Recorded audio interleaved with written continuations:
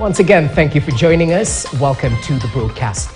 Now, President William Ruto has announced that he will cut down his travel budget by 500 million shillings.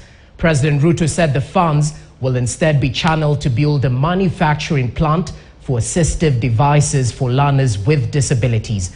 The move by the president comes a day after KTN News highlighted President Ruto's globetrotting that is costing the taxpayer an arm and a leg. Our political affairs reporter Emmanuel Tor kickstarts our broadcast tonight. Out of the 407 days that President William Ruto has been in office, he has spent 83 of them out of the country, with 38 trips made in the past year in office. This translates to at least a trip out of the country once a month.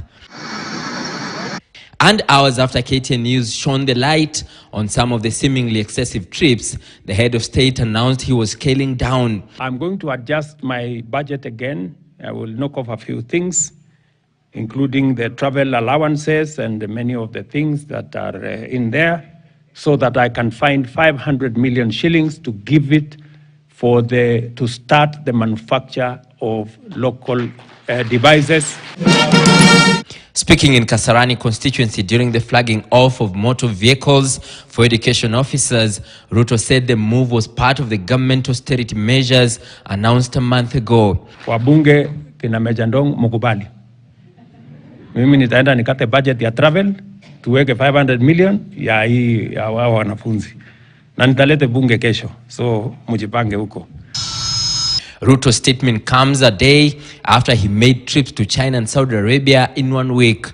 According to the report of the Control of Budget, the office of the president spent 2 billion on travel, fuel, hospitality and maintenance of vehicles alone for the period October 2022 to March 2023, compared to President Uhuru Kenyatta's expenditure during the same period last year, which hit 852 million shillings.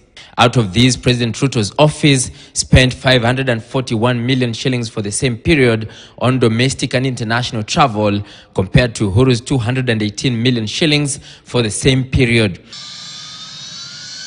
In his first year in office, between April 9th, 2013 to the same period in 2014, Kenyatta made 28 trips.